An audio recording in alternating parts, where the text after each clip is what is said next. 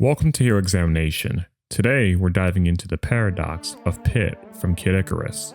He was created to be the ultimate hero of light, yet his story is a fascinating blend of simple duty and deep personal struggle.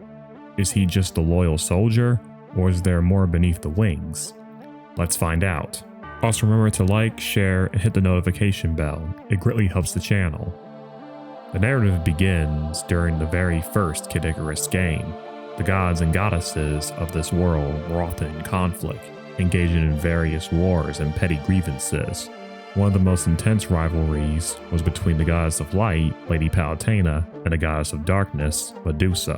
When Medusa enacted darkness upon the world, Palutena, in a moment of anger, turned Medusa into a monster and banished her to the underworld. Enraged, Medusa gathered an underworld army to seek revenge and take down Palutena. Though there was resistance, Palutena's only army consisted of a group of angels whom Medusa managed to turn to stone.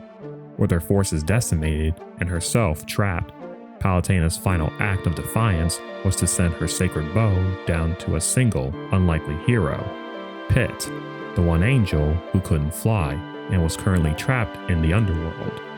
Medusa had also stolen the 3 ancient treasures required to defeat her, which added to the challenge.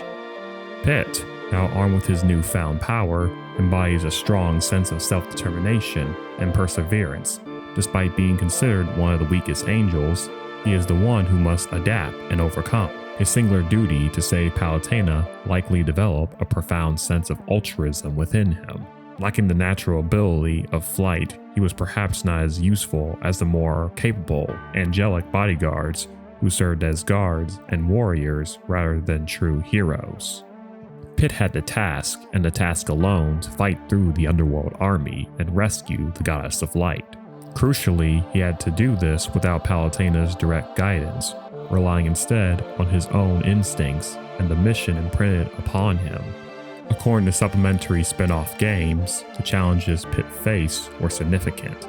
The treasures he was tasked with retrieving and using were things he wasn't fully ready for, yet he was willing to proceed anyway.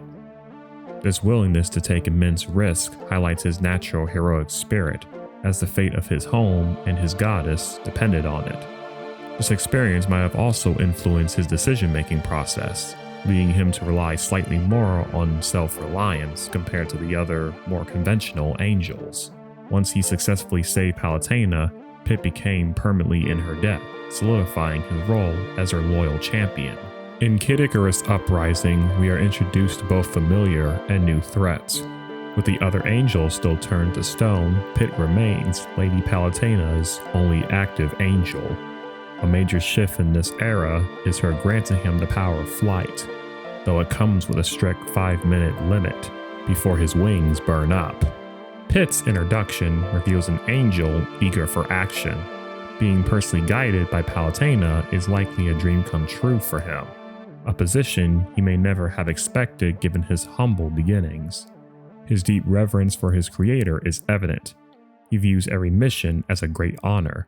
However, he begins the game as someone who doesn't fully grasp the complexities of the world. He is innocent and naive, a cheerful blowhard who is frequently called out by Palutena for his distractions, like his obsession with opening up every treasure chest he sees. He even admits to being unable to read, highlighting his simple-minded dedication. His commitment to the job is so total that he refuses to take off his clothes even in the hot springs, claiming an angel must always be on duty. While Pit is heroic, his sense of justice sometimes clashes with Palutena's pragmatic divinity. We see this early on with Dark Lord Gao. When Pit defeats her and discovers she is human, he tries to help, but Palutena pulls him back. Pit wishes to intervene, while Palutena reminds him they only have a limited time. It's a reminder that while Pit embraces the role of hero, it's not really what Palutena intended the angels to be. She intended them to be her own personal helpers. Interestingly, Pit also possesses a form of innocent arrogance. Serving a benevolent goddess and battling monsters from the sky makes him sometimes view himself as above human plight, assuming he knows what's best from his bird's eye perspective. The bond between Pitt and Palutena is more layered than it seems. While she clearly cares for him, she is also prone to teasing him and even insulting him about his naivete, despite being the one who created him, making her somewhat responsible for him. She hides critical information and puts him in danger without warning, such as using monster pheromones to attract a three-headed dragon or nearly hitting him with her glam blaster. Pitt is an adapter, however, surviving forces he doesn't fully understand, even when Palutena lacks answers or refuses to admit she's wrong. Things become more complex with the arrival of Dark Pitt, a clone created by the Mirror of Truth. While he appears to be an evil twin, Dark Pitt is not evil. He's a reflection of Pitt's inner desire for independence. Dark Pitt despises taking orders and hates his reliance on others to fly. Pitt denies these feelings, even though the Mirror of Truth doesn't lie. Palutena initially labels Dark Pitt as an anomaly that must be destroyed, and Dark Pitt calls Pitt a puppet who jumps whenever he's told. This might tell us that deep down, Pitt might long for autonomy, but he lacks it due to his unwavering debt and physical limitations. Pitt uses the three sacred treasures to defeat Medusa. However, her defeat reveals a darker truth. Hades, the lord of the underworld, was the true mastermind. He resurrected Medusa as a mere distraction, and eventually he manipulated humanity into wars over a fake wish seed, harvesting their souls for his army. As the wars between humanity escalates, a third party enters, introducing Viridi, the goddess of nature. Unlike Palutena's semi-benevolent stance towards humanity, Viridi views humans as a cancer on the earth, going so far as to launch a reset bomb to commit global genocide and restart the natural order. Pitt's reaction to Viridi shows a sophisticated shift in his morality. He understands Viridi's feelings, but he does not agree with literal genocide. He acknowledges the difference between a monster and the misguided. Even though Viridi accuses Palutena of being destructive for using Pitt as a weapon, Pitt defends his actions by stating he only eliminates evildoers. Notably, Palutena remains silent during this exchange. This highlights a core detail. Pitt operates on a moral code of justice, whereas for Palutena, it is simply the job.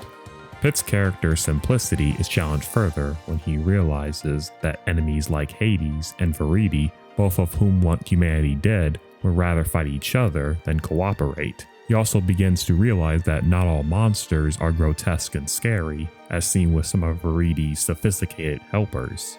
A pivotal moment occurs when Palutena sends Centurions to assist Pitt in a mission against a UFO. Pitt immediately orders them back, refusing to put others in danger. This confirms that his solo missions aren't just a challenge for Palutena, they are his choice.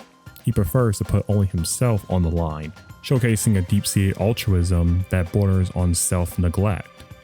The narrative takes a dark turn when Pitt's soul is separated from his body and trapped in a ring. But even as a ring, and later as a dog, Pitt's first instinct is to protect.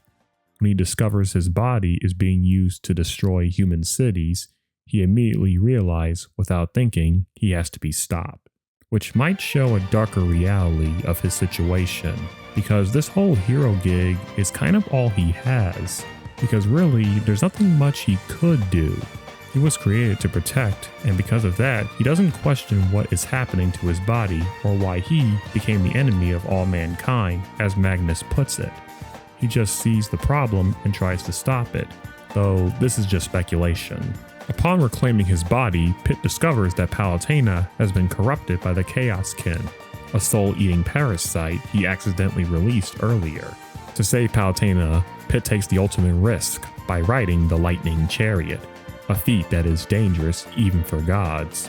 This corrupted Palutena mocks Pitt, calling him a tool, a puppet, and naive. While this is the Chaoskin speaking, it feeds directly into Pitt's deepest insecurities. Pitt's response marks a key detail in his heroism.